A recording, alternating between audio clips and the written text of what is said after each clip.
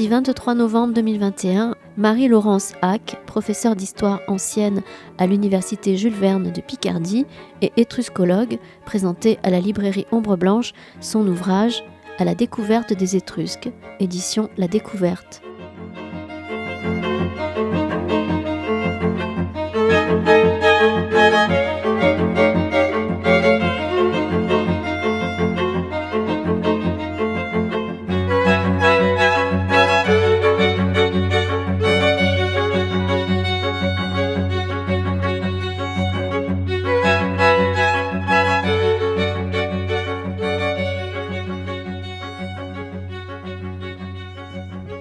Bonsoir, merci à vous d'être venus ce soir pour parler d'étrusques et d'étruscologie avec Marie-Laurence Hack qui nous fait le plaisir de traverser la France pour venir par ici.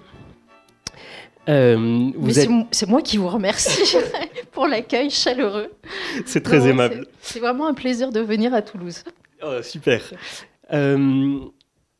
On va commencer avec vous très directement et de manière un peu générale, comme je vous en ai touché deux mots tout à l'heure. Est-ce que peut-être que tout le monde ici n'est pas spécialiste d'histoire étrusque? Est-ce que vous pourriez peut-être nous situer un petit peu cette civilisation, si on peut appeler ça comme ça, et ce qu'on en sait à l'heure actuelle? Alors, les Étrusques sont un peuple qui a vécu entre le 8e siècle avant Jésus-Christ et le 1er siècle avant Jésus-Christ. Alors, on va dire au centre de l'Italie, pour être simple.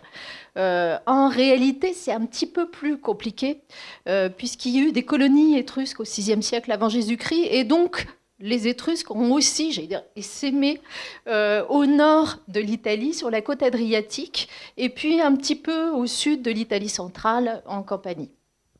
Voilà pour le cadre géographique et historique dans ces grands traits. Et après, sur ce qu'on sait peut-être de leur mode de vie, de leur religion, pour une présentation un peu générale. Alors, ce qu'on sait, le point que vous trouvez dans tous les manuels et les bons livres d'histoire, c'est que les Étrusques ont disparu à cause des Romains sous l'effet de la conquête romaine. Alors, en effet, comme je disais tout à l'heure, les Étrusques ont vécu, on peut les identifier entre le 8e siècle avant Jésus-Christ et le 1er siècle avant Jésus-Christ.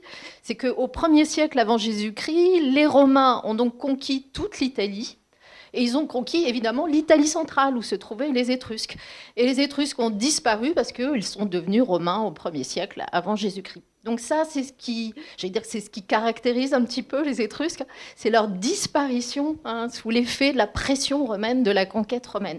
Alors ensuite, il y a des domaines dans lesquels les Étrusques se sont illustrés. Alors, ils se sont illustrés du point de vue des Romains, d'abord, pour certains points, et surtout pour leur religion, puisque un auteur de langue latine comme Tite-Live, qui a vécu au 1er siècle avant Jésus-Christ, disait que les Étrusques étaient le peuple le plus religieux des hommes, le peuple le plus religieux de tous les peuples, quasiment.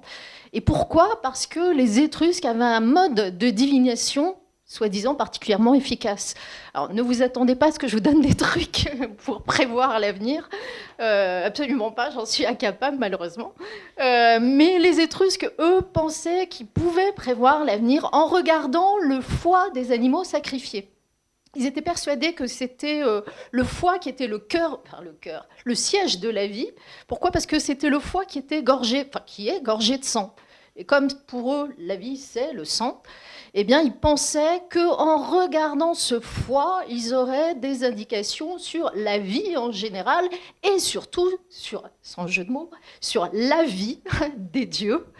Et donc, ils regardaient attentivement ce foie, ils regardaient la couleur, ils regardaient la forme, ils regardaient s'il y avait des déformations du foie.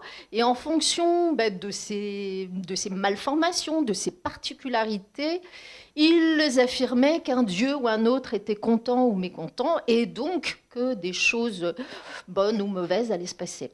Donc voilà un point, on va dire, saillant du peuple étrusque. J'ai du mal à parler de civilisation, je fais une parenthèse, mais oui, parce que parler de civilisation ou de peuple civilisé, ça veut dire qu'il y a des peuples qui n'en sont pas, donc c'est un petit peu gênant. Mais voilà, je préfère parler de peuple étrusque. Oui, merci pour ce point de vocabulaire. Dans le livre, vous abordez de nombreux de ces spécificités des Étrusques, dont cette divination c'est absolument formidable et terrible. Donc il y a ces aruspices qui lisent dans le foie des animaux. Il y a aussi l'interprétation des foudres lors des orages. J'ai été très courte tout à l'heure. Voilà, j'ai commencé par le foie parce que c'est ce qu'il y a de plus étonnant pour nous. Et alors, il faut que j'ajoute une chose, c'est qu'on a un foie de bronze. Enfin, on a même deux. On a un foie de terre cuite et un foie de bronze qui a été retrouvé en Italie centrale au XIXe siècle. Et sur ce foie de bronze, alors je parle de foie de bronze parce que vraiment c'est un objet qui a la forme d'un foie, même la forme d'un foie de mouton, pour être plus exact, pour ce qui est de la taille. Et sur ce foie de bronze, on a des inscriptions qui sont gravées. On a même des incisions qui sont faites sur ce foie avec des cases sur ce foie, et donc des noms de dieux qui sont inscrits dans les cases en question qui sont faites sur le foie. Et donc les spécialistes pensent que s'il y avait une malformation ou une couleur un peu particulière sur ce foie, sur la case en question où il y a le nom du dieu en question, et donc c'est que le dieu en question voulait dire quelque chose. Et tout le problème, c'est de savoir ce que voulait dire le dieu en question. Et donc il y avait des spécialistes qui s'appelaient les aruspices pour essayer de savoir ce que voulait le dieu ou quel était le sentiment des dieux à l'égard des hommes. Alors, quelque chose qui moi m'a étonné, mais alors moi qui avais ce côté un peu scolaire de les Étrusques ont disparu, ravagés par les Romains qui ont pris leur place, et avec quelque chose de très très l'un puis l'autre. Ouais. Justement, sur ces questions d'aruspice, de divination, vous expliquez qu'en fait, ensuite, ils ont été très présents dans la religion romaine. Et c'était des espèces de spécialistes de la divination qui pouvaient travailler chez les Romains quand ces peuples et ces cités cohabitaient côte à côte. Oui, tout à l'heure, quand je vous ai parlé de l'époque à laquelle ont vécu les Étrusques, j'ai été un peu, je vais dire, pas caricaturale, mais j'ai schématisé, si vous voulez, la situation. En réalité, la culture étrusque n'a pas totalement disparu avec la conquête romaine au 1er siècle avant Jésus-Christ, parce que justement, les Romains ont été très intéressés par cette religion étrusque, par ce mode de divination notamment. Et donc, les Romains ont recruté des devins étrusques, et petit à petit, ils ont appris la divination étrusque, ils ont demandé à des Étrusques d'écrire des livres. Enfin, ils ont demandé. Ça ne s'est pas fait si simplement que ça, mais des Romains d'origine étrusque ont écrit des livres de divination en latin. Ils ont traduit même des livres de divination étrusque pour que les Romains aient à leur disposition ces informations. Et donc, petit à petit, d'une divination étrusque, on est passé à une divination romaine. Mais tout ça s'est fait très progressivement. Ce sont d'abord des Étrusques qui ont été recrutés par les Romains, et puis les Romains se sont mis à cette religion, à cette divination étrusque, en faisant bien sûr des modifications. Étrusques qui eux-mêmes avaient adopté, intégré des divinités grecques, ou adapté, ou je ne sais pas comment il faut dire. Oui, on peut dire adopter. Il faut penser, je ne sais pas si vous inviterez un collègue qui s'appelle Maurice Sartre, qui a fait des livres récemment, mais voilà, donc je vais un peu dans le sens de ce qu'il dit, c'est que la Méditerranée à cette époque-là est une mer, j'allais dire connectée, c'est-à-dire qu'il y a des relations entre tous les peuples qui vivent, grecs, romains, étrusques, phéniciens, ibères, et pour ne parler que d'eux, il y en a encore bien d'autres, gaulois. Et donc, on ne peut pas parler d'une religion étrusque qui serait hermétique à celle des autres peuples environnants. La religion étrusque, c'est une religion qui est faite d'emprunts, de relations, d'échanges avec les Grecs, les Phéniciens et d'autres peuples encore, proches orientaux. Et donc, c'est une religion qui est mêlée. Voilà, qui devient étrusque parce que les Étrusques l'adoptent, la transforment, ils la font leur, si je puis dire, mais c'est une religion qui est faite de plein de choses différentes. Sur ces échanges en Méditerranée, vous évoquez dans un chapitre, alors on parlera tout à l'heure de la construction du livre, mais vous évoquez dans un chapitre notamment les relations commerciales, voire industrielles, que pouvaient avoir les Étrusques qui apparemment étaient de grands commerçants de grands fabricants d'objets, d'artisanat.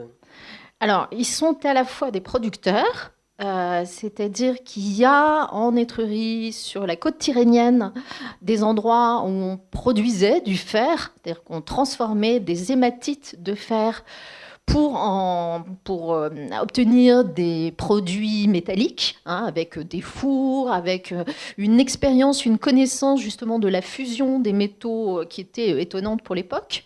Et donc, ils arrivaient à produire donc, des objets en fer, surtout en bronze, et qui faisaient la réputation des Étrusques dans toute la Méditerranée.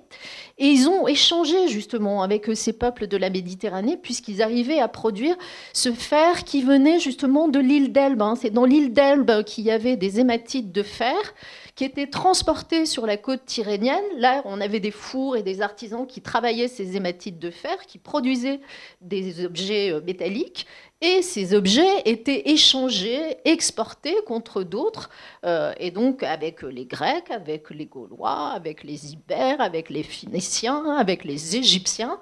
Et c'est comme ça qu'il y a eu ces échanges, qui sont à la fois des échanges concrets, pratiques, j'allais dire matériels, et puis aussi des échanges culturels qui peuvent être aussi, comme on le disait tout à l'heure, des échanges religieux. Ça va avec. Et puis alors là, on parle des productions, j'allais dire métallurgiques. Je devrais dire plutôt métalliques, pas tout à fait le terme adapté. Métallurgiques, excusez-moi. Et puis, il y a aussi, ce qu'il faut souligner, c'est que l'Italie centrale est une terre fertile. C'est ce qui fait aussi la réputation des Étrusques. Les auteurs latins parlaient d'Etruria felix, l'Étrurie heureuse. En fait, heureuse, c'est prospère. Pourquoi ? Parce qu'on a en Étrurie, on a des vignobles, on a du blé qui pousse, et c'est ce qui fait aussi la richesse et la prospérité des Étrusques. Et donc, ils ont pu échanger ces productions, ce vin notamment. Ils ont pu l'exporter jusqu'en Gaule. Les Gaulois étaient très intéressés par le vin étrusque. Et je fais une petite parenthèse, on a retrouvé beaucoup d'amphores étrusques au large de la Provence, dans des épaves qui ont été retrouvées. Et donc, on voit bien cette richesse et ces échanges étrusques avec toute la Méditerranée. Et on passe un peu d'un sujet à l'autre comme ça, mais ça permet d'avoir une idée un petit peu de ce qui se passait à l'époque en Étrurie. On parlait de cette production métallurgique, et vous expliquez à un moment qu'il y avait des montagnes de déchets, de gravats, qui existaient, dans lesquelles étaient construites des tombes, en tout cas qui faisaient des tumulus. Oui, alors ce qu'il faut dire, c'est que quand on fait de la fusion, justement, quand on produit des objets à partir de la métallurgie, il y a des déchets, il y a des scories de fer qui sont produites. Et donc, comme il y avait une production métallurgique très importante, eh bien, il y avait beaucoup de scories, justement. Et donc, on a des montagnes, des terrils. Moi, j'appelle ça des terrils. C'est un peu, si vous connaissez un peu la région de Lens, par exemple, c'est ce qu'on a du côté de Lens, c'est terrils. Eh bien, on a la même chose sur la côte tyrrhénienne, du côté d'une ville qui s'appelle Piombino aujourd'hui, où, hasard, qui n'est pas tellement hasard, où il y a toujours de la production métallurgique aujourd'hui. ArcelorMittal,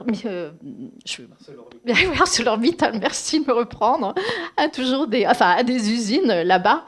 Mais il y avait déjà à l'époque des Étrusques une production métallurgique. Et donc, ce qui est curieux, étrange, c'est qu'on a en bord de mer, ces terrils de scories de fer qui sont là. Et alors, les tombes ne sont pas tout à fait en dessous, mais la production métallurgique a permis aux populations qui vivaient sur place de s'enrichir. Et donc, il y a une élite qui est apparue, qui a émergé grâce à cette production et qui a eu les moyens de faire construire des tombes qui sont monumentales avec des mobiliers qui sont d'une richesse exceptionnelle. Alors, avant de passer aux tombes, parce que c'est quelque chose d'un peu cruel, vous parliez des Étrusques qui sont connus principalement par leur disparition, mais finalement la plupart des objets que l'on retrouve viennent de tombes. Donc on a une mise en scène à la fois de la mort des Étrusques et en même temps de la mort de l'Étrurie qui vient et dont on pourra peut-être parler un petit peu. Mais sur cette richesse qui avait l'air tout à fait exceptionnelle de la région à l'époque, ça a amené un mode de vie qui, des traces qu'on a, ou en tout cas des témoignages des Romains qui étaient peut-être jaloux, étaient très fastueuses, très heureuses, peut-être même un peu trop ou un peu mou. Est-ce que vous pourriez nous évoquer un petit peu ces visions-là ? Alors, je parlais tout à l'heure de l'opulence, de la richesse, de la prospérité de l'Étrurie à cette époque. Le mode de vie qui est représenté par les Étrusques eux-mêmes. Leur mode de vie semble aussi opulent, riche. Bon, alors, je préfère être prudente. Il se trouve qu'on a retrouvé des fresques dans des tombes, notamment à Tarquinia, où on a en effet des couples d'Étrusques qui sont représentés en train de manger, lascivement étendus sur des lits de banquet, très bien habillés, les femmes avec des bijoux, les hommes avec des belles étoffes. On a des couvertures magnifiques sur les lits de banquet. Alors, tout cela donne une impression de luxe qui est quand même un petit peu trompeuse. Je préfère avertir un peu le lecteur, et puis surtout tous ceux qui sont intéressés par les Étrusques. Ce qu'on voit, cette richesse-là, c'est la richesse d'une élite, d'une frange de la population quand même très réduite. Tous les Étrusques n'étaient pas comme ça, mais ceux qui se sont enrichis l'ont montré et avaient plaisir à se montrer dans les plaisirs de la vie. Il n'y avait aucun problème avec ça. C'est un mode de vie et une façon de vivre dont ils étaient fiers. De fait, c'est le résultat, d'un travail, ou le fait d'avoir fait travailler d'autres personnes, et puis le fait aussi d'avoir fait des butins au cours des guerres. C'est ça aussi ce qui permet d'enrichir. Mais à côté de ça, il y avait toute une population qui n'avait pas les moyens de vivre de cette façon. Mais pour en revenir au mode de vie, oui, ce qui est aussi, parce que vous avez commencé tout à l'heure en me parlant de la particularité des Étrusques. Qu'est-ce qui fait que les Étrusques sont finalement originaux dans cette Méditerranée qui est connectée ? Eh bien, justement, c'est le fait d'avoir mis en scène leur vie quotidienne dans les tombes. D'abord, il faut que j'explique comment peut-être sont les tombes. Alors, à Tarquinia en particulier, les tombes sont monumentales. On accède à ces tombes par ce qu'on appelle un dromos, c'est-à-dire un couloir qui en général est recouvert de pierre. Et puis, on arrive, il y a une chambre centrale, 2 ou 3 chambres tout autour, en couronne, et vous avez sur les parois, dans les tombes les plus riches, des fresques en couleurs, avec des couleurs éclatantes, du rouge, du vert, du bleu, où on voit des couples, hommes, femmes, étendus sur des lits de banquet, en train de manger et de boire. Et ça, c'est quelque chose d'étonnant, qui est une femme et un homme, un couple marié, l'un à côté de l'autre sur un lit de banquet, c'est quelque chose d'exceptionnel pour cette époque dans la Méditerranée, classique. Chez les Grecs, les femmes n'étaient pas admises au banquet, à moins d'être des courtisanes. Chez les Romains, ça s'est fait après, durant l'Empire, mais à la même époque, contemporain des Étrusques, les anciens ne le faisaient pas, et c'était très très mal vu. Les auteurs grecs et romains, en fait, ont calomnié les femmes étrusques, notamment. Il n'y a pas que les femmes, les hommes aussi, mais ont calomnié les femmes étrusques en disant qu'elles ne savaient pas se tenir, qu'elles étaient indécentes, débauchées. Pourquoi ? Parce qu'elles elles participaient au banquet. Et elles peuvent boire du vin, ça ne pose aucun problème.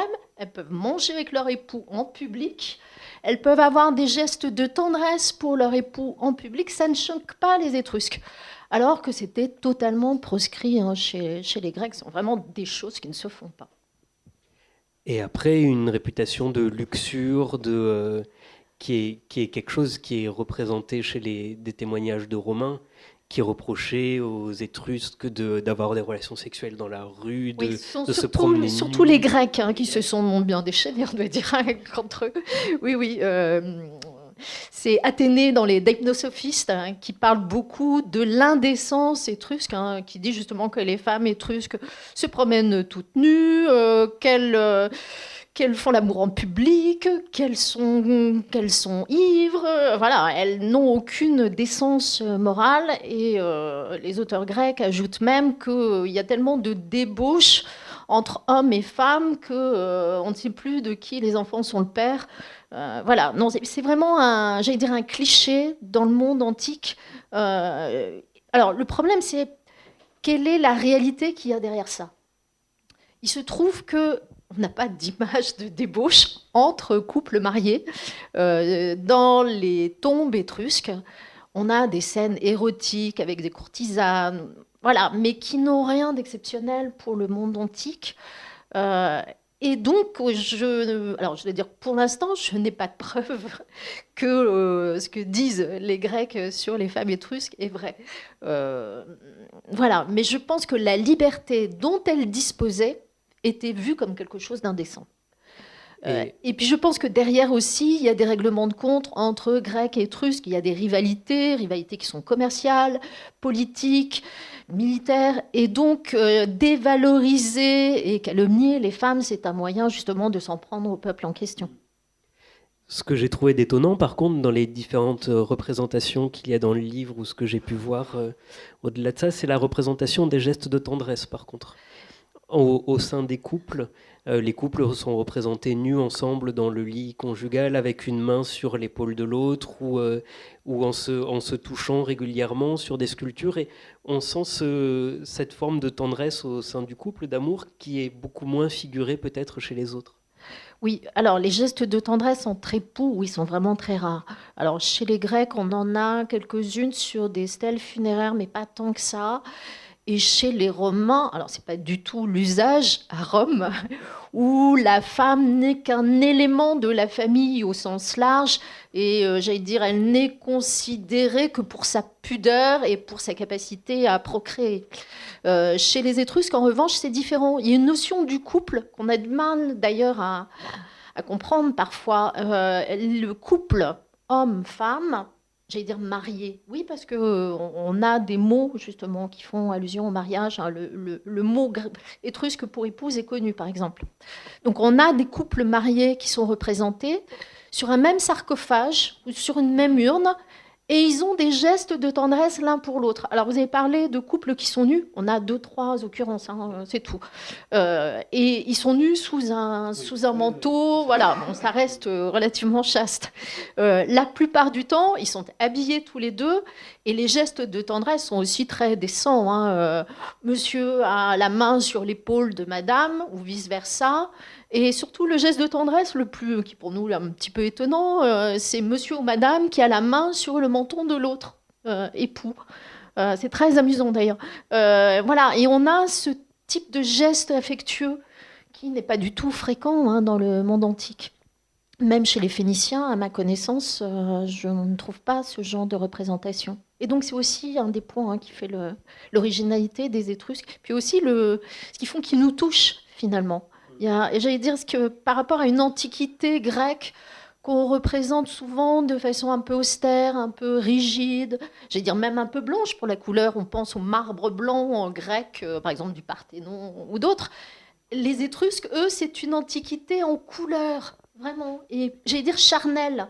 Les gens se touchent, ils se regardent, enfin, c'est vraiment, c'est totalement différent. Alors on parlait des tombes et donc des restes qu'il y a. Peut-être quelque chose d'autre qui a pu rendre les Étrusques mystérieux, enfin en tout cas un point quand même nodal, c'est le fait qu'il ne nous reste quasiment rien de leur langue, de leur témoignage. Donc il y a un alphabet qui a l'air d'être déchiffré, certains mots qui sont compris, et ces mots sont souvent les noms des personnes qui étaient dans les tombes. Donc, en fait, la plupart des termes, d'après ce que j'ai compris, qui nous restent, ce sont ces noms-là ou ces systèmes de filiation-là. Oui, alors, vous avez dit c'était un peuple presque mystérieux. Bon, moi, j'essaie de dire qu'il n'y a pas de mystère étrusque, justement, ou pas grand-chose, mais bon. On n'a pas leur propre témoignage sur leur mode de vie. Disons, c'est sûr. Tout dépend ce que vous appelez. Parce que quand on a des représentations figurées, une image, c'est une façon de représenter son mode de vie. Vous voyez pourquoi je peux ne pas être d'accord. Et puis alors, l'autre point, vous dites on a peu de témoignages écrits. Alors, il faut aussi distinguer les choses. On n'a pas de littérature étrusque. Ça, c'est vrai. On n'a que des fragments, enfin vraiment quelques noms de tragédies étrusques, où vraiment on n'a quasiment rien, où on a des livres religieux, mais en latin et pas en étrusque, ou des inscriptions, enfin quelques inscriptions, on va y revenir. Mais pour ce qui est de la littérature, vraiment ce que nous on entend par littérature, en effet, il n'y a quasiment rien. En revanche, c'est une déformation textes... professionnelle de ma part, je suis vraiment confus. Mais je ne vous en veux pas. En revanche, il y a des textes, et il y en a beaucoup. Alors, il y a plus de 15 000 inscriptions étrusques qui ont été retrouvées, j'allais dire on en retrouve tous les jours, presque.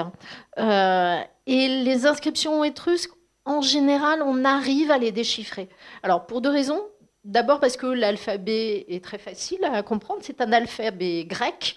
Les Étrusques ont emprunté au grec, et en particulier aux Chalcidiens, donc les gens de Chalcis, leur alphabet pour écrire leur langue, qui n'est donc pas du grec, mais qui est de l'étrusque. Donc pour ce qui est de lire les inscriptions, comme c'est un alphabet grec, on est capable de lire. Vous seriez capable de lire de l'étrusque en quelques minutes, ça pose aucun problème. Le souci, c'est comprendre, parce que lire, ça va, comprendre, la langue, c'est autre chose. Or, comme je l'ai dit, leur langue n'est pas du grec, mais de l'étrusque. Et, difficulté supplémentaire, nous n'avons pas de langue parente de l'étrusque. C'est-à-dire que l'étrusque, par exemple, n'est pas de la famille des langues indo-européennes, comme le français, l'allemand, l'anglais, le latin, le grec. Et n'a d'ailleurs l'étrusque n'a aucun lien avec le latin et le grec. Et donc, c'est une difficulté voilà, pour nous. Et comment fait-on avec une langue pour laquelle, par exemple, l'étymologie ne peut pas fonctionner ? Ce n'est pas une bonne méthode, ce n'est pas une méthode très efficace, puisqu'il n'y a pas de parenté avec d'autres langues. Alors, ce qu'on fait, c'est qu'on essaie de rassembler, de voir ensemble plusieurs inscriptions qui se ressemblent, et puis de trouver des groupes de mots ou des mots qui se ressemblent, et on essaie d'associer le contexte archéologique. Il se trouve que dans ces 15 000 inscriptions à peu près étrusques qu'on connaît, la plupart, je dois dire 14 500 ou quelque chose comme ça, ou un peu plus, sont des textes très courts, ce sont des inscriptions funéraires. Et donc, qu'est-ce qu'on a dans une inscription funéraire ? On a le nom du défunt, on a sa parenté, son activité et l'âge auquel il est décédé. Donc, on arrive à comprendre ces textes étrusques. Bon, pour ce qui est des inscriptions qui sont plus longues, c'est-à-dire que dès que l'inscription fait une dizaine, vingtaine ou trentaine de lignes, on a quelques exemples, très peu. Là, évidemment, ça devient très, très difficile. Alors, donc, il y a des progrès qui sont faits. Mes collègues linguistes travaillent beaucoup. C'est vrai que les progrès sont très, très lents. Alors, on a fait un aperçu un peu large et synthétique. On abordera d'autres points, notamment peut-être la relation à l'art, parce que c'est l'art pictural, en tout cas, dont il nous reste de nombreuses traces, la sculpture. Mais c'est peut-être une seule moitié de votre livre. Parce que donc, vous travaillez sur les Étrusques, vous êtes spécialiste ensuite d'étruscologie.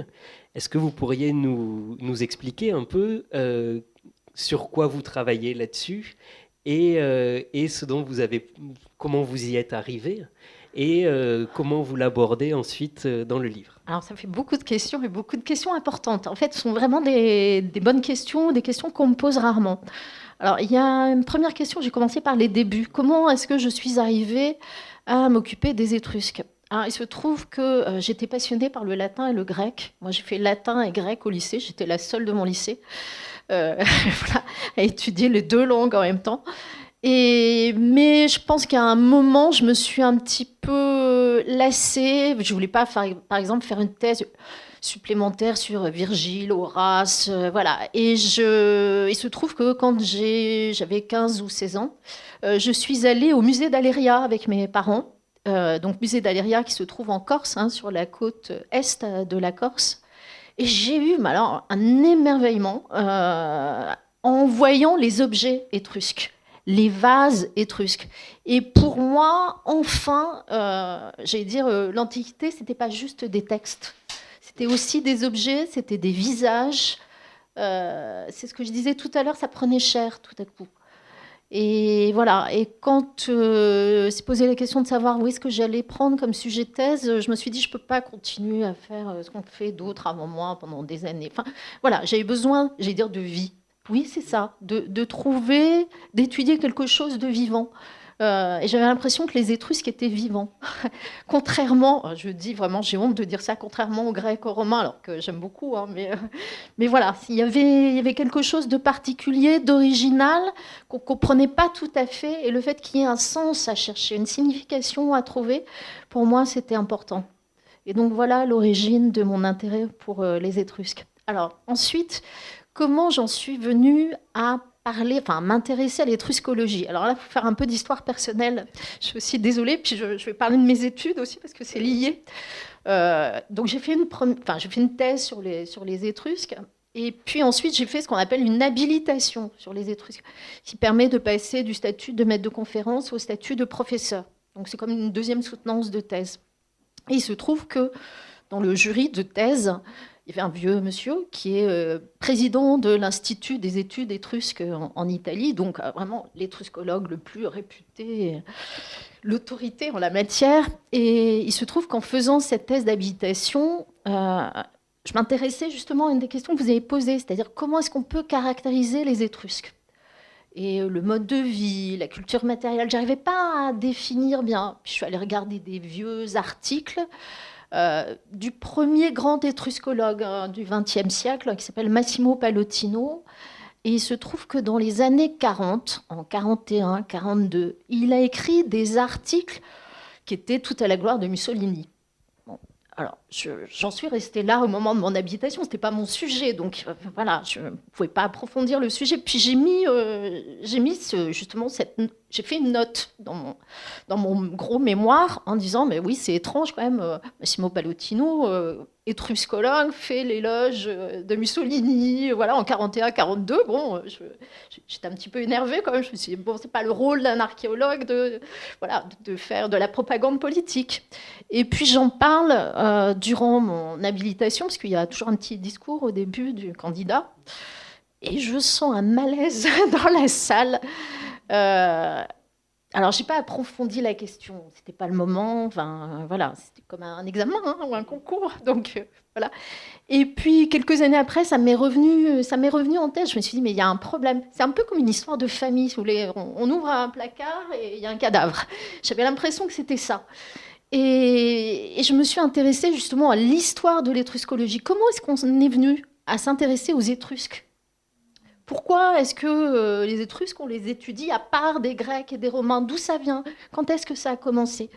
Et c'est comme ça que j'ai mené une enquête justement sur les débuts de cette science qui s'intéresse aux Étrusques. Et j'ai vu que justement, elle est très très liée à l'histoire du fascisme.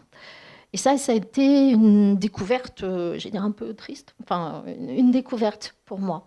Mais ça a permis justement de prendre de la distance par rapport à mon sujet et d'essayer de comprendre pourquoi les Étrusques aussi ont eu autant de succès à certaines périodes ou pas. Et voilà, ça a été une vraie révolution intellectuelle. J'allais dire, c'est un grand mot, ça paraît un peu prétentieux, mais vraiment, ça a été une vraie découverte pour moi. Alors, vous ne pouvez pas nous laisser là sur les Étrusques et le fascisme. Je pense que sinon, on va se faire hacher menu en sortant de la salle. Il faut quand même que vous précisiez. Il y a un bout d'un chapitre dessus sur les récupérations fascistes et les interprétations fascistes. Est-ce que vous pouvez juste faire un petit point là-dessus ? Oui, alors la question c'est pourquoi est-ce qu'on s'est intéressé aux Étrusques au moment du fascisme ? Pourquoi ? Parce que les fascistes ont essayé, de redorer le blason de l'Italie. Oui, ils ont essayé de se donner des ancêtres glorieux, des ancêtres martiaux, si je puis dire, virils aussi. Et ils sont allés chercher évidemment du côté des Romains, mais pas tout de suite uniquement vers les Romains, c'est tous les ancêtres des Italiens. Et donc les ancêtres, des Toscans, eh bien, ce sont les Étrusques, l'Italie centrale. Et donc, ils ont, dans un premier temps, puisque c'est un peu plus compliqué que ça, mais dans un premier temps, ils sont allés chercher les Étrusques comme les ancêtres, finalement, des Italiens. Et donc, ils sont allés, ils ont mis en valeur cette image des Étrusques comme des guerriers valeureux, comme des gens qui avaient déjà conquis la Méditerranée, qui produisaient beaucoup, qui étaient très actifs. C'était une Italie prospère. Enfin, tout ça trouvait des échos au moment de l'Italie fasciste. Et voilà pourquoi le régime mussolinien et Mussolini, personnellement, a encouragé le développement des études sur les Étrusques. Et pour en revenir à ce que je disais tout à l'heure, je n'en étais pas consciente quand j'ai fait mon habilitation, et pourtant j'avais déjà un certain âge, et ça faisait longtemps que je travaillais sur les Étrusques. Et en face, il y a aussi une assimilation qui a été faite des Étrusques aux Juifs, au peuple disparu, au peuple annihilé. Alors oui, alors là il faut, bouger un petit peu, passer à l'Est, passer en Allemagne, parce que je me suis intéressée justement à l'image des Étrusques aussi en Allemagne, puisque les Italiens ont récupéré les Étrusques. Quelle était l'image des Étrusques pour les Allemands et pour le régime nazi? Alors là c'est très différent, parce que pour les nazis, les Étrusques viennent d'Orient. Et donc, ce sont des juifs, enfin, ce sont des sémites et donc des juifs. Et donc, ce sont des gens indécents, débauchés, qui ne font rien, qui sont paresseux, qui se laissent vivre et qui ont tous les défauts possibles, que les nazis pouvaient leur attribuer. Donc, on a vraiment des images très, très différentes, que ce soit en Italie ou en Allemagne. Mais pour continuer, il se trouve que cette image des Étrusques comme des débauchés en Allemagne, au moment de l'Allemagne nazie, a aussi eu des influences sur l'Italie. Donc le régime fasciste, qui au début trouvait que les Étrusques étaient très bien, finalement a changé un peu d'avis sur les Étrusques, parce que ça faisait justement au moment de l'axe Rome-Berlin, c'était pas très bien d'avoir pour ancêtres des gens qui étaient débauchés, et donc ils ont aussi rejeté les Étrusques à partir d'un certain moment. Voilà, donc vous voyez, c'est pas très simple. Et donc c'est à partir de cette découverte d'un étruscologue fasciste que vous avez ensuite déroulé un petit peu l'histoire. Je fais une parenthèse. Si vous disiez en Italie que l'étruscologue en question était fasciste, non, mais vous pouvez le dire. Il y a de bonnes raisons de le dire. Mais ce que je dois ajouter, c'est que c'est un vrai tabou en Italie aujourd'hui, et que vous ne pourriez pas dire ça à l'université La Sapienza de Rome. C'est quelque chose qui encore aujourd'hui pose problème. Voilà. Mais en effet, il a été fasciste. On a des photos de lui en tenue fasciste avec la chemise noire, donc il n'y a aucun problème. Vous avez raison. Mais j'attire votre attention sur le fait que cette histoire de l'archéologie, de l'étruscologie, a toujours des échos aujourd'hui. Voilà. En tout cas, en Italie, c'est encore un passé qui est douloureux. Et tout ça fait en fait la deuxième partie du livre, qui en fait est pas du tout construit comme ça. C'est-à-dire que à chaque fois, il y a des doubles chapitres. Un premier chapitre. Alors, c'est la dizaine de chapitres qu'il y a sont basés à chaque fois sur une cité différente, où il y a une partie plus de promenade archéologique. Parmi les vestiges qui restent, donc souvent des tombes avec les objets qu'elles contenaient, des temples parfois. Et pour chaque cité et chaque vestige qui est étudié, qui est décrit, il y a une interprétation qui est donnée. Ça commence par l'interprétation de Lawrence, qui est parti au début du XXe pour inventer ses Étrusques à lui, quelque part. Ça, vous n'allez pas être d'accord non plus, mais... Non, mais je pense que vous avez raison. Je pense que vous avez raison. Alors, pour remettre les choses dans la chronologie, Lawrence était un écrivain fasciné, oui, on peut dire, par le Sud, par le soleil, par la Méditerranée. Il est allé en Italie plusieurs fois, et au printemps 1927, au mois d'avril 1927, il décide de partir en Italie centrale avec un ami américain pour visiter les tombes étrusques, les sites étrusques. Il était fasciné depuis longtemps par les Étrusques et par la réputation d'indécence et de débauche, voilà, pour quelqu'un qui écrivait, parce qu'en fait, il écrivait au même moment où il a visité, où il a voulu aller visiter les tombes étrusques, il était en train d'écrire l'amant de Lady Chatterley. Et donc, évidemment, sa vision des Étrusques est aussi conditionnée par le roman qu'il était en train d'écrire. Et donc, il a une vision qui lui est toute personnelle, mais intéressante, des Étrusques, où il voit, c'est ce que je dis, il voit sa Lady Chatterley dans les tombes étrusques. Enfin, voilà. Il imagine qu'elle est là et qu'elle attend son amant. Ou, voilà.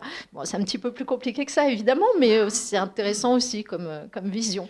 Donc il y a Lawrence, ensuite il y a un chapitre formidable sur les faussaires d'art étrusque, il y a un chapitre autour de Duras et des petits chevaux de Tarquinia, voilà. Donc à chaque fois vous avez un chapitre sur une espèce de déambulation qui présente quand même les vestiges qui restent, les traces qui restent, leur interprétation ou mise en lien avec une histoire de leur découverte. Et ensuite, un chapitre d'histoire plus classique, plus synthétique, sur un thème qui a lien. Donc, qui est la religion, la place des femmes, les relations avec Rome. Voilà. Donc, ce sont à chaque fois des chapitres qui fonctionnent en double comme ça. Mais il y a de manière très importante cette histoire de l'étruscologie et cette histoire des recherches de... Alors, c'est pas tant de l'étruscologie que des Étrusques aujourd'hui. C'est-à-dire que sont devenus les Étrusques, finalement. Voilà. Je voulais pas faire un manuel. Voilà. Il en existe en italien, pas encore en français, je crois, mais voilà. C'était pas un ouvrage destiné à des étudiants ou à des collègues universitaires, mais au grand public. C'était une manière de faire découvrir les Étrusques qui sont quand même mal connus. Les Étrusques sont plus étudiés maintenant au collège ou au lycée, ou vraiment très peu, ce qui me désole évidemment, mais voilà. Et donc c'était une manière de faire découvrir les Étrusques en partant de notre culture ou de ce qu'on connaît des Étrusques aujourd'hui. C'était une manière d'amener le lecteur pour ensuite en arriver à des éléments de connaissance des Étrusques. Mais je voulais vraiment prendre le lecteur par la main et ne pas le laisser, j'allais dire, dans la tombe tout seul. Voilà, donc je suis partie ou de films, ou de romans, ou de découvertes. Voilà, mais il me fallait un fil conducteur pour amener le lecteur jusqu'aux Étrusques, ce qui n'était pas évident puisqu'on partait finalement de pas grand-chose, puisque la connaissance aujourd'hui dans la population des Étrusques, elle est quand même réduite, et je le comprends. Mais donc j'ai essayé de prendre le lecteur par la main, oui.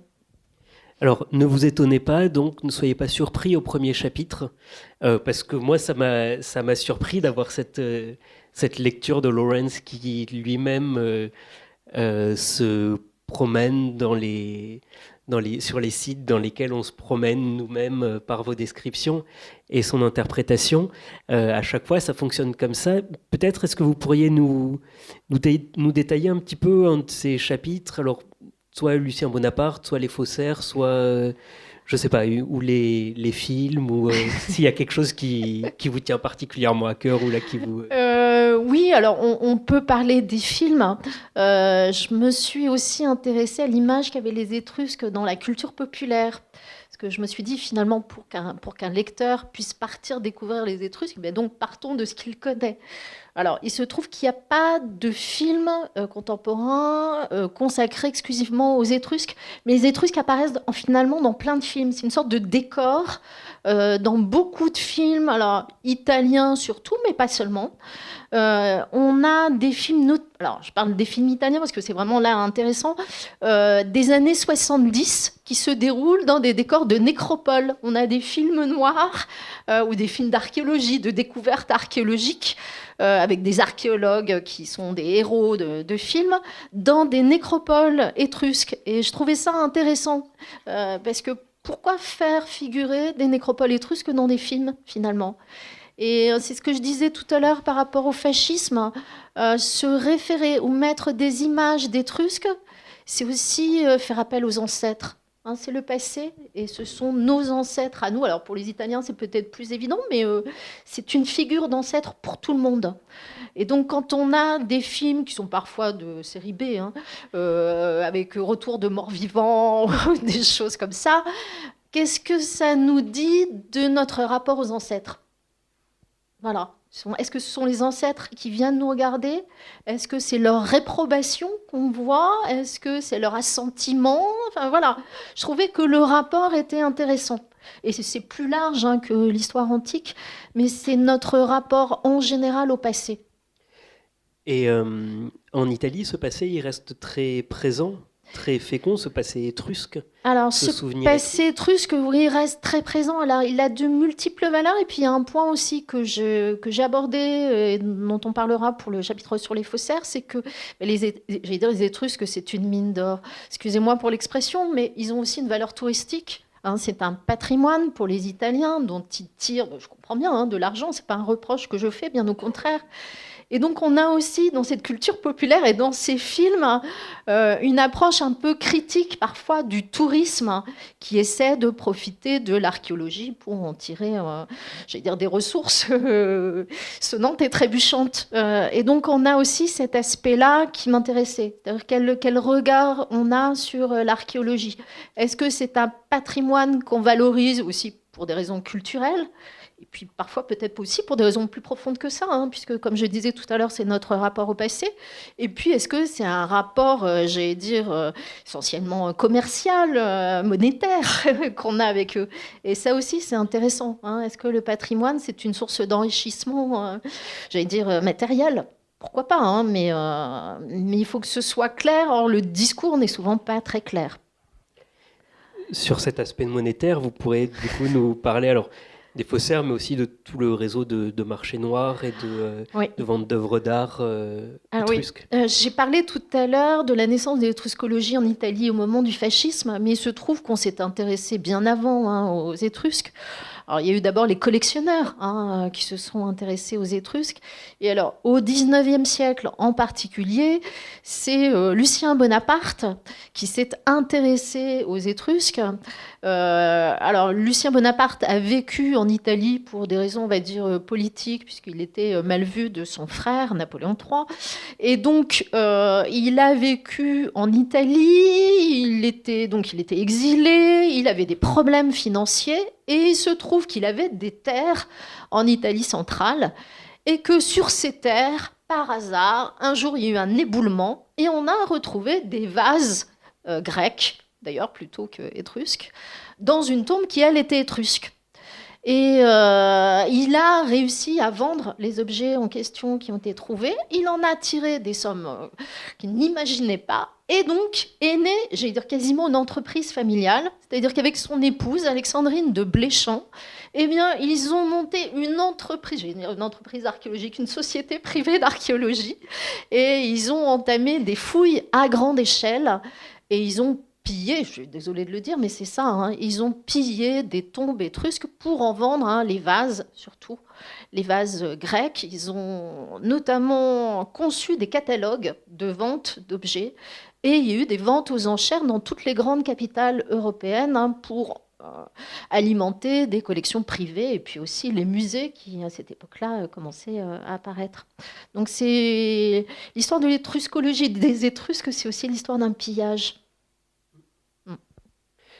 Et notamment, vous expliquez qu'il y a toujours des collections privées auxquelles on a très peu accès, Ouais. et qui manifestement comptent énormément d'objets.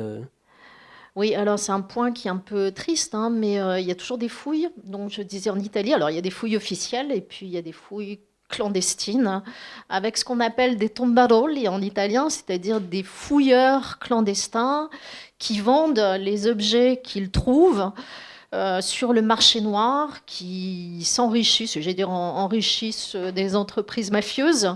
Et les objets sont ensuite vendus sous le manteau ou sur Internet. Et donc, il y a des collections privées, voire des musées avec des objets étrusques qui ont été trouvés dans des conditions peu claires, on va dire. D'autant que même les premières premières fouilles d'ordre plus scientifique. On sent que le travail de situation des objets n'était pas encore complètement défini et très organisé. Et ensuite, surtout sur les fouilles de Lucien Bonaparte, où il y a eu une période où il y a eu ces catalogues qui disaient quand même dans quelle tombe on avait trouvé quels objets, puis ensuite c'est devenu de plus en plus laconique, voire inexistant. Parce que Lucien Bonaparte s'est vite désintéressé de l'archéologie, et c'est son épouse Alexandrine de Bléchamp qui a pris en main les fouilles sur les terres des Bonaparte. Et c'est elle, enfin je dois le dire, qui n'a pas eu beaucoup de scrupules.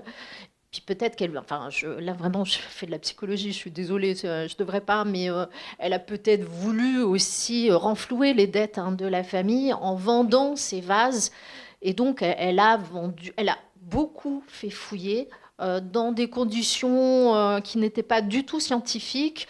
Les catalogues d'année en année sont devenus de plus en plus courts, enfin avec peu de notices explicatives, ce qui fait que ça pose problème pour beaucoup d'objets qui sont magnifiques, dont on ne connaît pas l'origine. Enfin, vraiment, et pour les archéologues, ne pas connaître la provenance d'un objet et le contexte dans lequel se trouvait l'objet en question, c'est vraiment un dommage qui nous fait tous mal au cœur, enfin vraiment. On ne peut pas revenir en arrière. Je pense qu'on n'arrivera jamais pour certains objets à savoir d'où ils viennent. Et alors il y a un de ces objets, excusez-moi, magnifique, qui vient peut-être des fouilles de Lucien Bonaparte, de son épouse Alexandrine. C'est un sarcophage, deux sarcophages qui sont magnifiques, qui se trouvent à Boston, au musée des Beaux-Arts de Boston, où on a deux couples enlacés qui sont d'une beauté mais renversante. Voilà, un couple jeune et un couple plus âgé. Et ils sont nus sous une couverture, ils se regardent l'un l'autre. Et c'est vraiment très touchant, très émouvant, mais nous ne savons pas d'où viennent les sarcophages en question. Si jamais vous avez des questions, je vous laisse y réfléchir rapidement. Moi, je vais en poser une dernière peut-être, qui est que on a parlé de la disparition des Étrusques, de la mort. Là, vous parlez de l'origine des objets, mais on peut peut-être aussi essayer de parler de l'origine des Étrusques. Qui a l'air d'être un point extraordinairement discuté, en tout cas. Alors, qui a été discuté. Il l'est moins aujourd'hui, quoique. Voilà. Alors, l'origine des Étrusques a fait débat dès l'Antiquité, puisque, comme je vous le disais, ils ont une langue originale, qui n'est pas indo-européenne. Et donc, on s'est dit, si la langue est si originale, c'est que leur origine est étrange et mystérieuse. Alors, dans l'Antiquité, il y a deux grandes thèses sur l'origine des Étrusques. D'une part, l'historien grec Hérodote, lui, pense que les Étrusques sont des orientaux, pour être plus précise, le terme est mal choisi. En fait, il pense qu'ils viennent de Lydie, la Lydie étant une région de Turquie aujourd'hui. Ce qu'on appelait l'Asie mineure dans l'Antiquité. Donc pour lui, ce sont des Lydiens qui ont émigré en Italie parce qu'il n'y avait pas assez de terre en Lydie, parce qu'ils mouraient de faim, voilà. Et donc, comme beaucoup de populations qui n'arrivaient pas à vivre sur leur territoire, ils auraient émigré et ils auraient fondé des colonies en Italie. Ça, c'est la thèse d'Hérodote. Et puis, on a une autre thèse qui est celle de Denis d'Halicarnasse, qui est aussi un auteur grec, mais beaucoup plus tardif, du 1er siècle avant Jésus-Christ, qui pense que les Étrusques sont une population autochtone d'Italie. Mais il oppose quand même les Étrusques aux Romains, parce que, j'ai bien dit, Denis d'Halicarnasse, c'est un grec. Il a beaucoup de sympathie pour les Romains. Il a tellement de sympathie pour les Romains qu'il pense que les Romains sont des Grecs. Et par opposition, les Étrusques ne seraient pas des Grecs, mais seraient, des Italiens, une population autochtone d'Italie, ce qui pour lui est dévalorisant. Et donc on a ces deux thèses, donc ou des émigrés de Lydie, ou des Italiens, des autochtones d'Italie. Et personne n'arrive à trancher. Dans l'Antiquité, on a les deux thèses, mais voilà, aucune d'entre elles ne l'emporte. Et alors, le débat a opposé les archéologues, les spécialistes, jusqu'au XXe et XXIe siècle. À la fin du XXe siècle et dans les années 90 et 2000, on s'est dit on va pouvoir résoudre le problème avec des analyses ADN. Il suffit qu'on prenne des molécules d'ADN sur les quelques restes qu'on a des Étrusques et on va arriver à déterminer l'origine des Étrusques, ce qui paraissait une bonne idée. Bon, alors, malheureusement, c'est pas aussi simple que ça. D'une part, parce qu'on a très peu de restes d'Étrusques. Pourquoi ? Parce que les Étrusques ont pratiqué l'incinération. Donc, ils brûlaient les corps des défunts et on a très peu de squelettes ou de bouts d'os étrusques. Puis tout le problème ensuite, c'est de déterminer si les ossements en question sont bien étrusques ou pas romains ou d'autres populations voisines, parce que je n'ai pas parlé des peuples voisins, mais il y en a beaucoup, évidemment, entre les Ombriens, les Mars, les Vénètes, les Vestins et d'autres. Voilà, il y en a plein. Donc il faut déterminer déjà ce qui est étrusque. Or, on a peu de restes, ce qui est compliqué. Et puis ensuite, autre problème, c'est que les molécules s'abîment, elles se dégradent avec le temps. Donc les résultats qu'on peut obtenir à partir de ces molécules ne sont pas toujours fiables.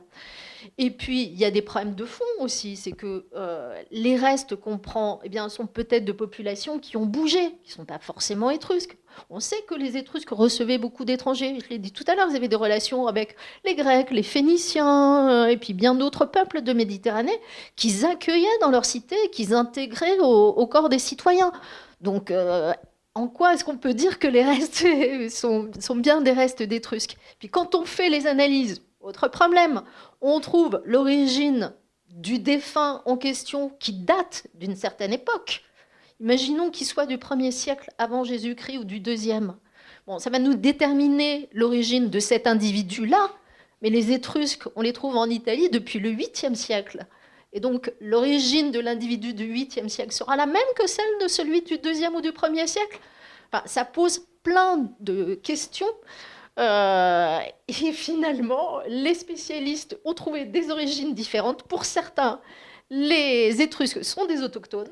Pour d'autres, ce sont des orientaux. Ce sont des Turcs, même, pour certains. Et donc, finalement, les analyses ADN, pour l'instant, ne permettent pas de résoudre le problème. Et donc, le problème est mal posé sûrement, c'est qu'il n'y a pas une origine des Étrusques. Il y en a plusieurs, comme il y a plusieurs origines pour les Français. Si on pose la question, quelle est l'origine des Français ? Il n'y a pas une origine des Français. C'est la même chose pour les Étrusques. Donc, se poser la question de l'origine des Étrusques, en fait, c'est une mauvaise question. Est-ce qu'il y a des bonnes questions dans la salle ? Ouais. J'en ai eu des fois bonnes, mais est-ce qu'on a réussi à retrouver au niveau hiérarchiquement comment ils fonctionnent ? Alors, il y a une difficulté, c'est que la situation est différente d'une cité à l'autre. Vous avez ce qu'on appelle une dodécapole, c'est-à-dire un ensemble de 12 cités. En fait, il y en a sûrement eu plus, et d'une cité à l'autre, le fonctionnement politique et la hiérarchie sociale sont différentes. Donc, je ne peux pas répondre en 3 mots à votre question, j'aimerais bien. Alors, il y avait forcément une forme d'élite, d'aristocratie, une classe moyenne qu'on arrive à repérer pour certaines époques, dans certaines cités, à Orvieto au 6e, 5e siècle, par exemple. Et puis, on a des couches de la population, j'allais dire humble, même si le terme me paraît mal choisi, plus défavorisées, on dira. Et puis, on a aussi sûrement des esclaves, du moins des couches serviles, dont le statut n'est pas très facile aussi à déterminer. Voilà, je n'ai pas bien répondu à votre question, mais je ne peux pas vous répondre simplement. Peut-être si vous avez quelques informations sur l'organisation politique des cités. Alors, si jamais. Je vais faire la même chose que madame, c'est difficile. Alors, on sait qu'il y a eu des régimes monarchiques, ça c'est sûr. On a des noms de rois. Les auteurs latins, notamment, ont gardé le souvenir de ces rois étrusques. Et puis, il y a un point qu'on n'a pas abordé, c'est qu'il y a eu une période à Rome de monarchie étrusque. Vous avez sûrement des souvenirs de Tarquin l'Ancien, Servius Tullius, Tarquin le Superbe, ce qu'on apprend à l'école, au collège ou au lycée. Donc oui, il y a une forme de monarchie étrusque qui a marqué les esprits et puis qui a marqué l'Italie, on va dire. Il y a eu des formes d'oligarchie aussi à certains moments. peut-être des républiques. C'est compliqué. Je ne peux pas vous répondre de façon simple, nette et juste, comme ça.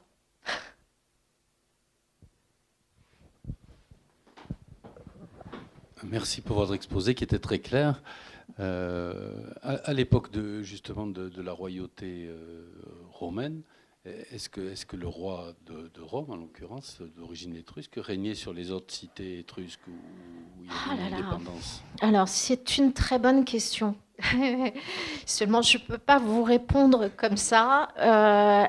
Alors, parce qu'il y a vraiment beaucoup de recherches en cours sur la différence entre la légende, ce qu'on trouve dans nos textes latins, Tite-Live, Denis d'Halicarnasse, sur cette monarchie étrusque qui domine Rome, et l'archéologie.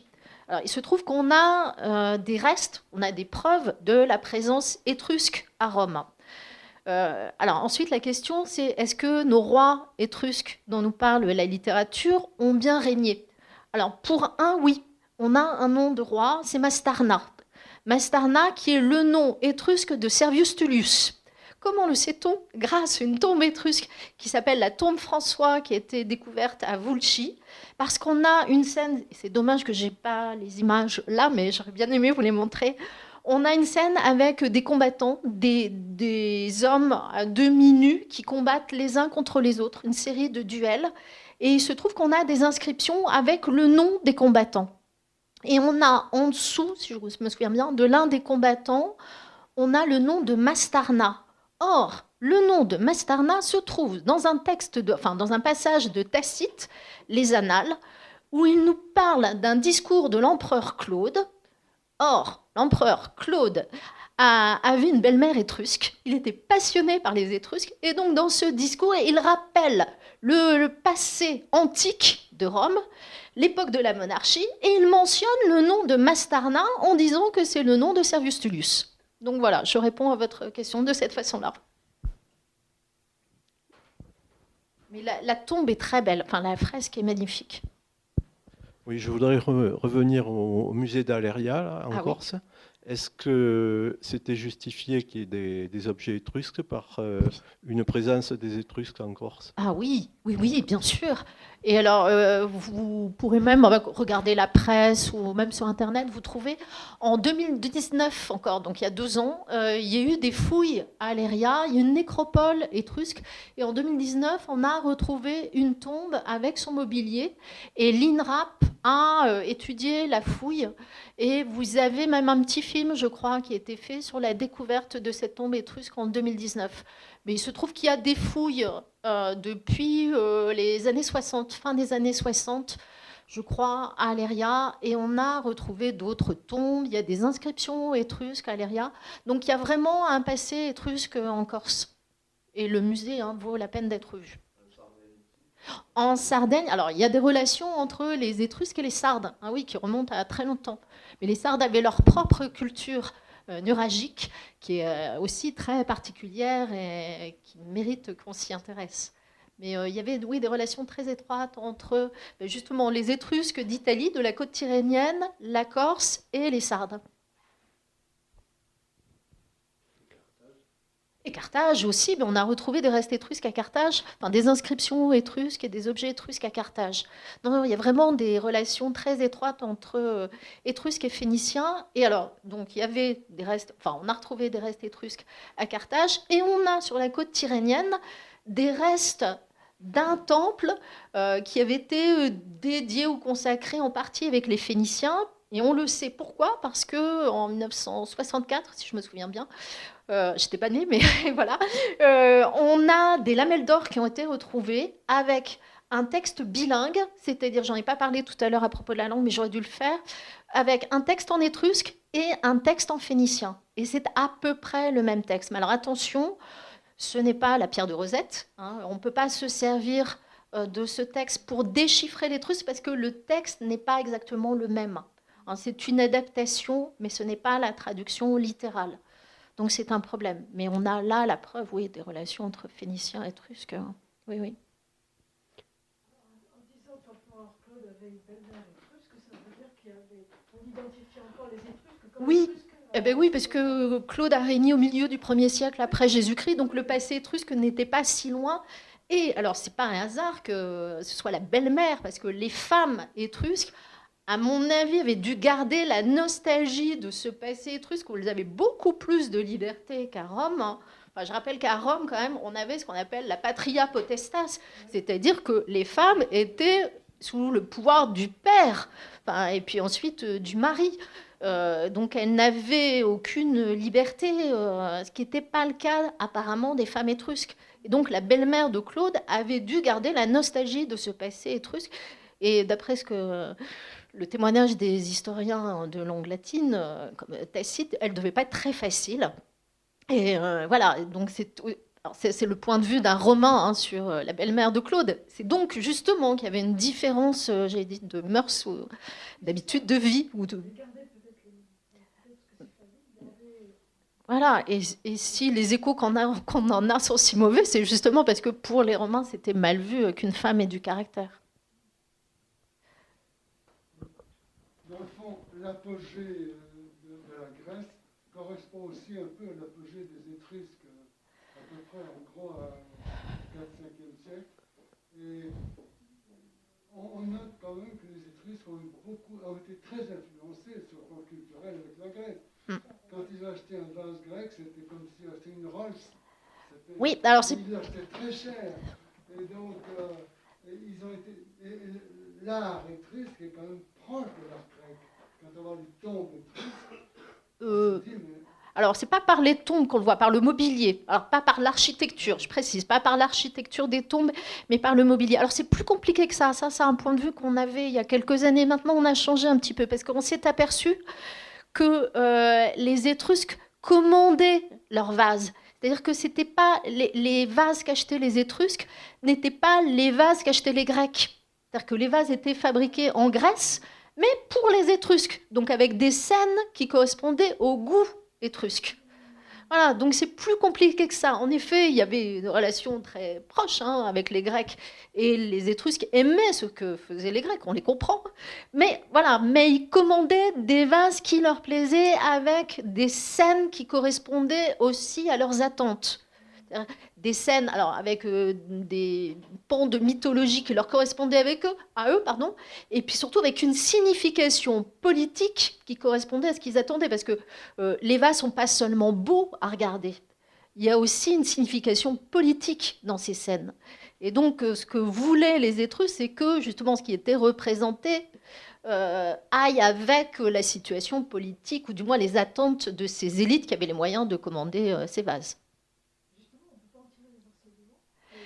C'est compliqué. Oui, j'ai des collègues qui travaillent sur l'iconographie de ces vases, mais évidemment, c'est compliqué, puisque contrairement aux Grecs, comme je disais, il n'y a pas de littérature étrusque. Donc, c'est un travail long et difficile.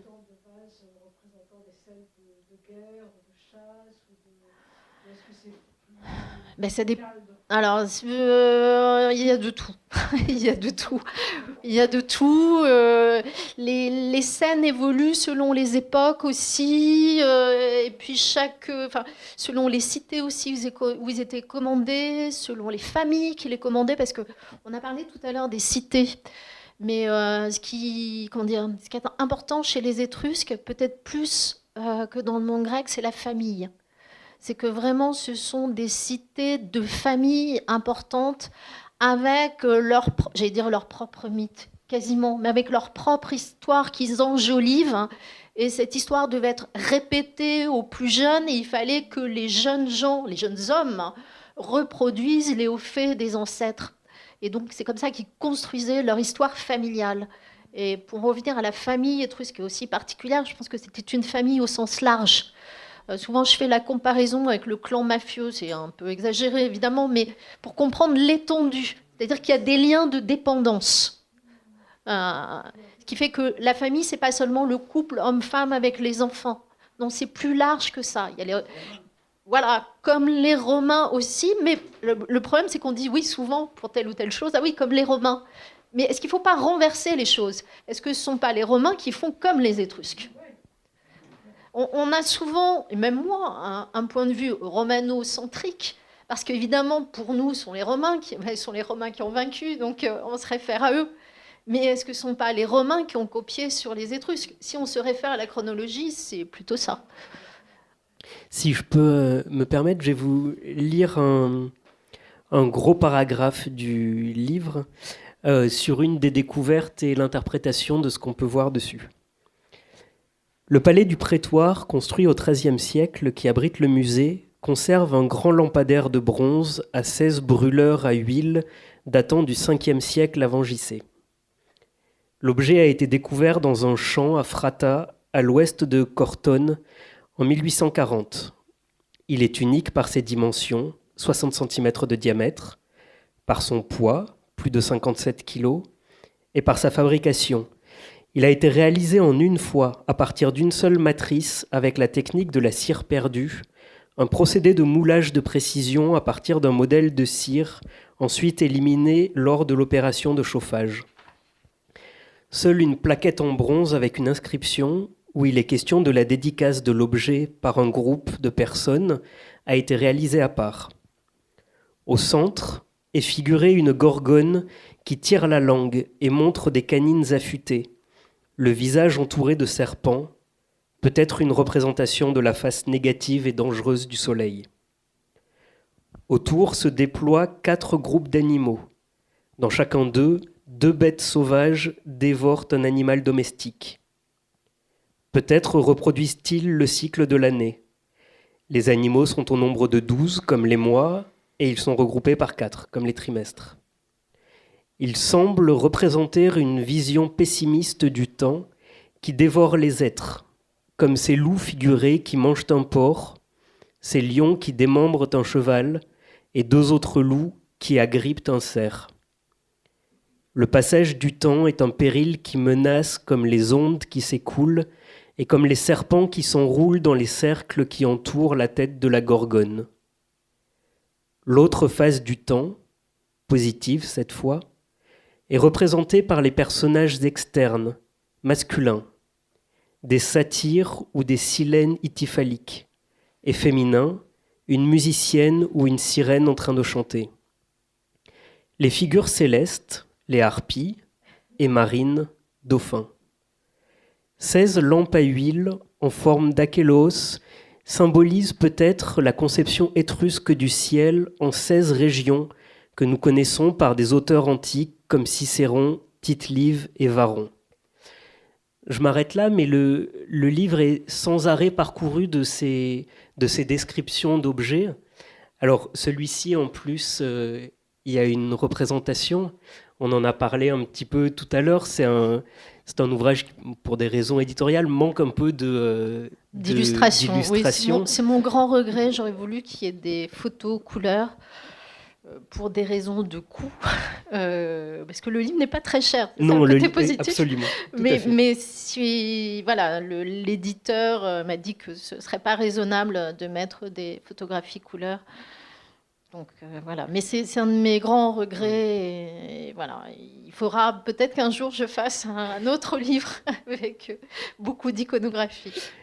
Et donc, alors, moi, je l'ai lu avec à côté un ordinateur ou mon téléphone pour faire les recherches et avoir des images, ce qui peut être un peu laborieux parfois, mais qui permet de découvrir tout cet art, ou en tout cas ces représentations, et d'essayer de comprendre les interprétations, comme vous le voyez, qui sont inscrites dans la description et qui en même temps sont toujours des peut-être. Il est possible que, d'après ce qu'on peut avoir comme indice ailleurs, et on sent qu'il y a un champ de recherche qui est extrêmement fertile, très actif et avec des connaissances accumulées depuis des années. Mais en même temps, je maintiens quand même une forme de mystère quelque part, ou en tout cas mais comme peut-être d'autres historiens sur d'autres périodes devraient prendre ces pincettes, une absence de certitude quant à la manière dont pensaient les Étrusques et ce qu'ils ont pu vouloir représenter. Oui, je vais dans votre sens. Souvent, je ne peux pas affirmer. C'est-à-dire qu'on a les objets, je peux les décrire. Ensuite, pour ce qui est de l'interprétation, c'est toujours compliqué. Donc, en tant que scientifique, même si l'archéologie et l'histoire sont des sciences humaines, on est quand même des scientifiques. Je suis toujours très prudente. Voilà, je ne peux pas dire ce que pensaient les Étrusques.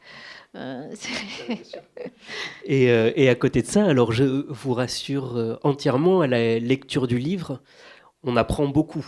C'est-à-dire, c'est pas uniquement des suppositions qui partent dans tous les sens. Il y a une vraie unité et on a l'impression de découvrir ce peuple tel qu'il vivait, ou tout ce qu'on peut savoir. Et en tout cas, pour moi, qui est très ignorant des Étrusques, ça a été une découverte incroyable, et aussi une découverte parce qu'il y a on a presque l'impression de fouiller en même temps, c'est-à-dire par la description de tous les objets qui des fois sont une accumulation, où en tant que lecteur on peut se perdre un petit peu dans le nombre de choses décrites.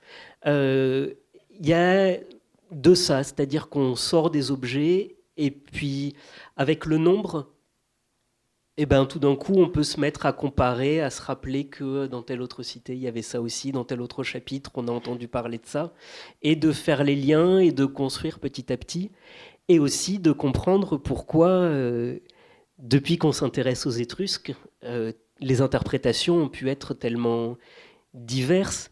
Et finalement, c'est un livre qui parle beaucoup de l'actualité. Je pense que sur l'aspect des origines, on comprend un petit peu la difficulté de déterminer les origines d'un peuple, mais ce sont des questions éminemment politiques qui sont ressorties à la fois au XIXe siècle, pendant la Seconde Guerre mondiale, pendant la construction des nations, l'unification de l'Italie, etc., même à la Renaissance. Il y a eu ce côté-là, et on voit comment l'interprétation de l'archéologie est aussi quelque chose de toujours très actuel, quelles que soient les périodes. Oui, c'est toujours ancré dans le temps. Et le livre est aussi le livre d'une chercheuse, je le dis. C'est-à-dire quelqu'un qui s'interroge toujours sur sa pratique. C'est-à-dire comment est-ce que je peux affirmer telle chose en voyant tel objet ou telle scène. Et voilà, et j'essaie de comprendre comment d'autres avant moi ont pu les interpréter et pourquoi. Et je m'interroge en même temps sur ce que je pense moi de ces scènes et pourquoi je les pense de cette façon. Et c'est une façon de mettre à distance et d'avoir justement ce recul scientifique. Mais je ne prétends pas être totalement objective. J'ai bien conscience aussi que les questions que je me pose sont conditionnées par l'époque dans laquelle je vis. Et c'est aussi une manière de le dire au lecteur. C'est quelle que soit l'interprétation qu'on vous propose, faites attention, ces interprétations, elles sont conditionnées.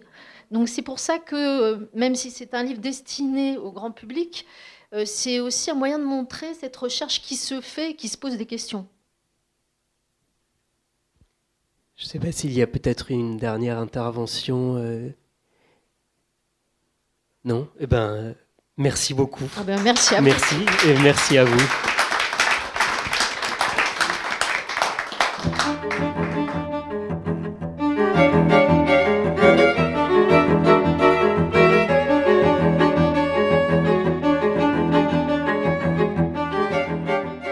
Vous venez d'écouter Marie-Laurence Hack, autrice de l'ouvrage « À la découverte des Étrusques », paru aux éditions La Découverte, lors d'une rencontre enregistrée à la librairie Ombre Blanche le 23 novembre 2021, réalisée et mise en onde par Radio Radio.